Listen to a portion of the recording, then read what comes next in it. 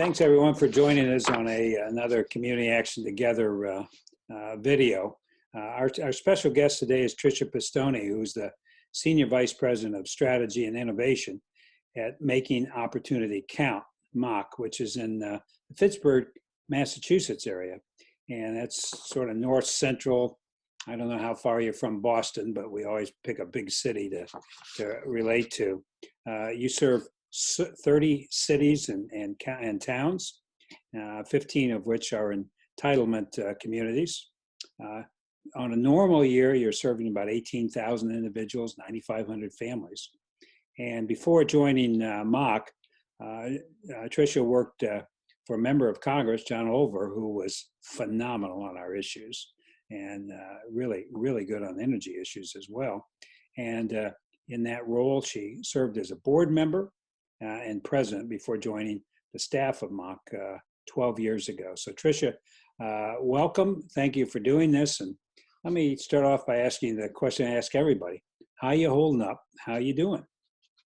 David, thank you for inviting me to be part of Community Action Together. This series has been aspirational for myself and for my colleagues to see what other agencies are doing in response to COVID. And let me also just personally thank you for your leadership, both in Washington as well as across the network. Your leadership has really laid the foundation for our agencies to be able to respond to this national crisis. And I think what we've heard through my other colleagues who participated on Community Action Together is that we know that the clients that we serve and the neighborhoods that they live in are the first ones to experience the impacts of the economic slowdown, and really the last ones to benefit when the economy improves. And it was only a few weeks ago, our economy was in a pretty good place, at least for some. But we know that this economic crisis that COVID has begun to leave in its wake is devastating for our families and our communities, and will be here for quite some time. So I believe that as Community Action, our agency, MOC, is well positioned to respond to that need. You gave a great overview of our agency. We're about an hour outside of Boston. And because of our rural and urban makeup of our service area, we have very different types of needs and capacity within our communities. In Massachusetts, many of your listeners know that we have been in lockdown since March 14th. Our governor announced earlier this week that that will be extended to at least May 17th. So we're doing what we do best. We're serving our clients, even though that may look a little different today than it did a few weeks ago. But we've been able to put some procedures and practices and programs in place in a very, I think, strategic and innovative way that's really responding to the needs in our community. On your current programs that you operated year in and year out, what changes did you undertake in response to COVID-19? And then what new programs did you design or implement to meet the surge in demand and these unusual circumstances? Sure. So I just have to say how proud I am of our agency. We employ close to 300 employees. Within 5 days, 95% of our staff were not just remote workers, but they were functional remote workers. And that was because we had started investing in technologies like Zoom and some remote working well before the epidemic impacted our communities. So we knew quickly that the needs around food were critical. So we quickly set forth to, and I would also say one of the biggest issues, not just was it food insecurity and food access, but the panic buying that was happening within our communities, and we know across the country, were the biggest threats to our clients who are so dependent on the timing of their monthly allocation of SNAP or other benefits. So as grocery stores and public transportation became harder to access, our clients were really left in emergency conditions. As such, MOC used its buying power through a number of commercial vendors to bulk buy ourselves, to panic buy ourselves, and purchase toilet paper, cleaning supplies, diapers, formulas, shelf-stable food. We have a very small food pantry, but we basically created a temporary food and supply distribution center at our headquarters. And not only were we able to get those supplies out quickly to our clients, but we also provided an important role within the local network of area providers. We teamed up quickly with our local United Way and about 6 food pantries, and were able to get those supplies directly into the hands of those providers, and then out into the general population. I think we also, while food access was a huge need at the beginning, and it continues to be to some extent, we also are trying to stay ahead of the need and identify how those needs of our clients are shifting. We're starting to see grocery store shelves be stocked a little bit better, access to grocery stores and food services become stabilized. We know that our clients and really our communities need to connect now to the benefit enrollment services that they're entitled to, that have become available through the CARE Act and other state and federal stimulus packages. And really making that connection for our clients have been really become the focus. So again, about a month or so ago, when all this started, we implemented a very strategic procedure around wellness wellness checks, where we touched base with over 6,000 of our clients. I think it was around 6,300, which equates to about 82% of clients that we see on an annual basis. We touched base with them within the first few weeks of the epidemic.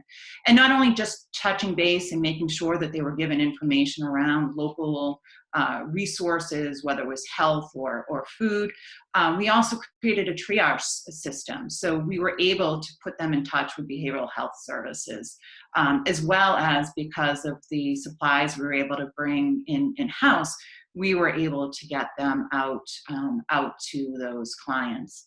And now, as we continue to ramp up more case management services, utilizing our software system, we're really able to now connect them with the benefits that they need. How's the community responding to your leadership and the agency's leadership? You've always had good recognition and respect in the community.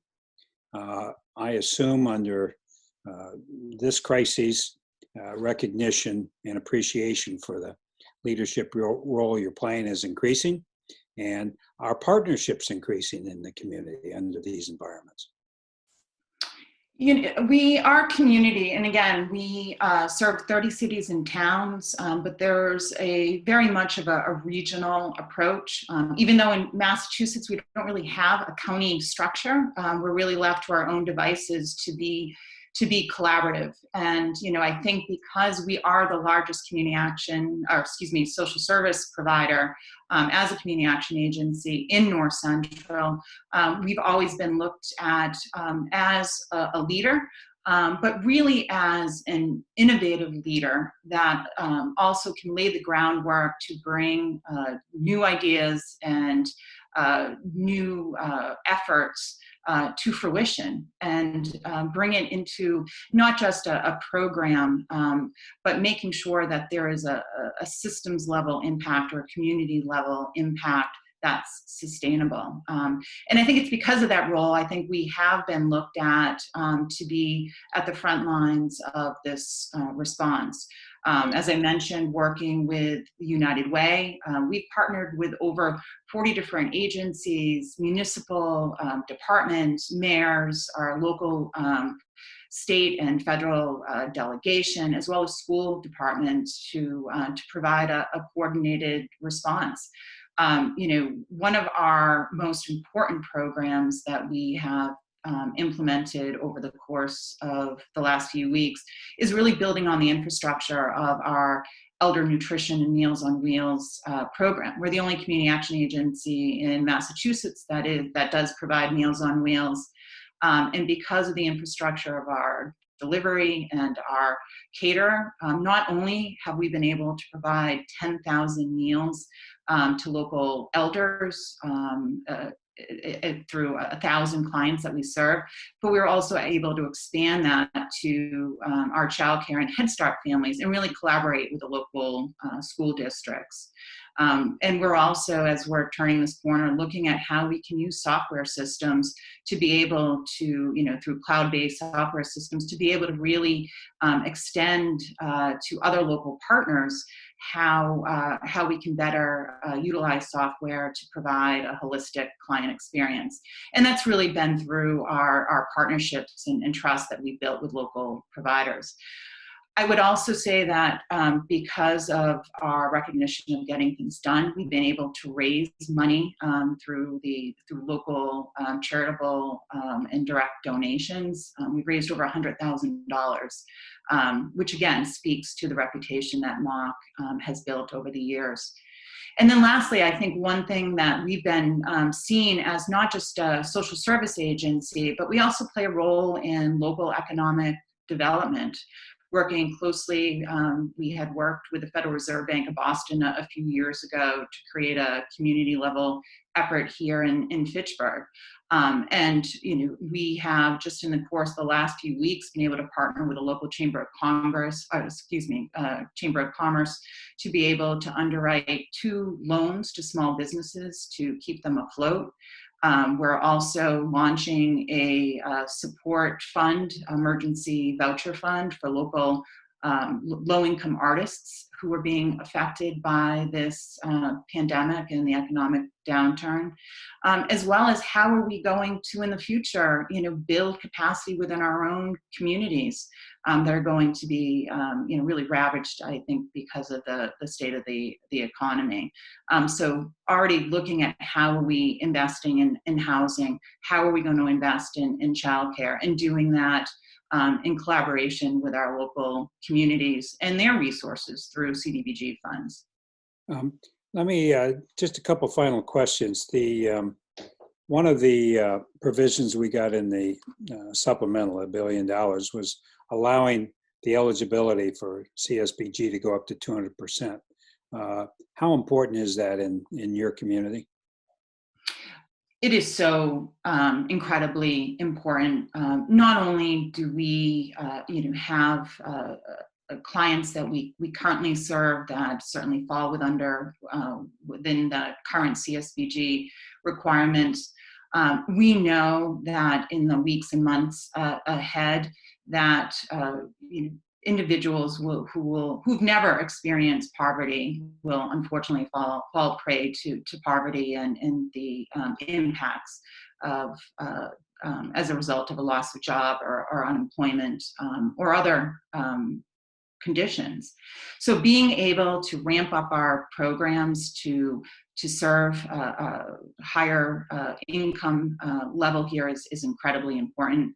I would say that with the use of the CSBG supplemental funds, not only are we looking to invest into our service delivery infrastructure, as I previously mentioned, but also we are looking to launch a behavioral health clinic later this fall.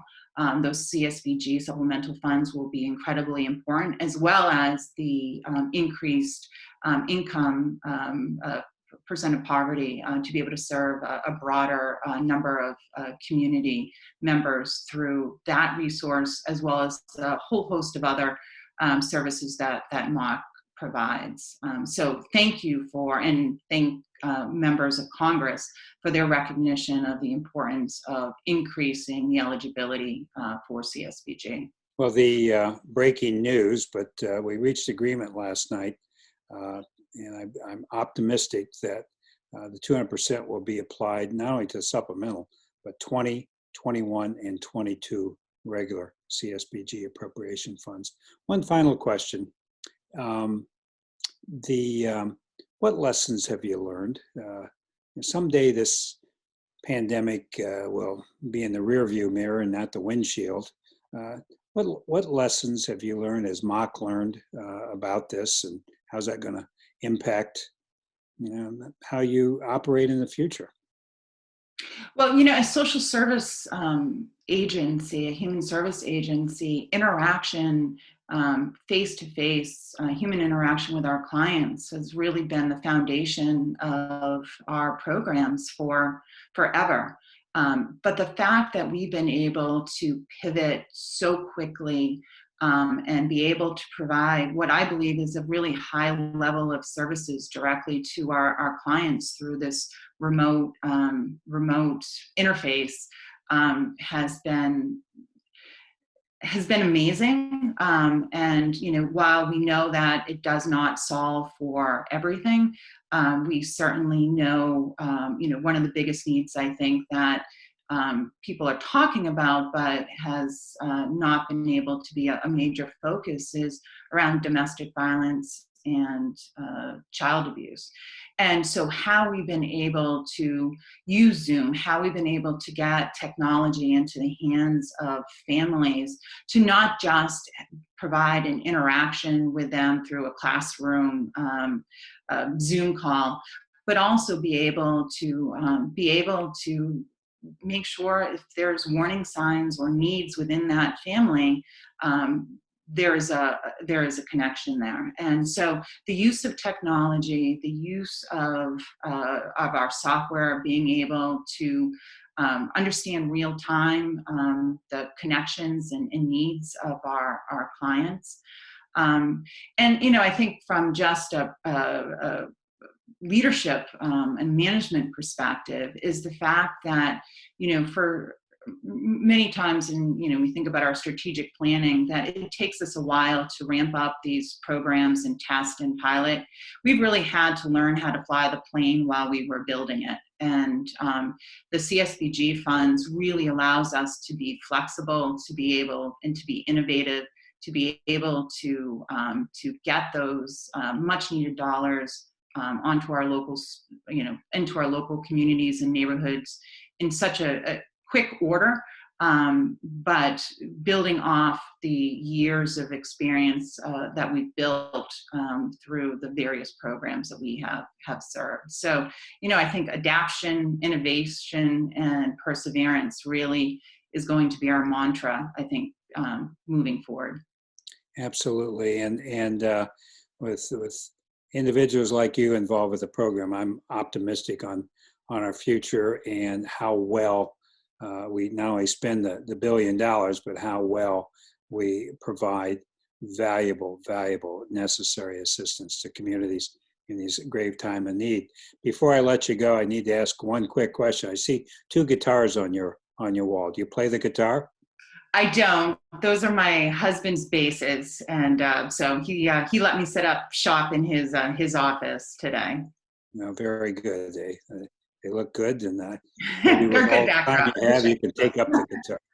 Well, listen, Tricia, thank you for doing this, but more importantly, thank you for your commitment to community action. It is in times like these that the true brilliance and purpose and need for community action really comes to the forefront. So soon there will be a better day, and community action is going to be there, and we'll look back with pride with how all the agencies, Mock at the top of the list, how you've responded to this crisis. Thank you very much. Thank you. I have no doubt that will happen. And again, thank you for allowing me to participate in this. This is great. Thanks, David. Perfect. Okay, Emily.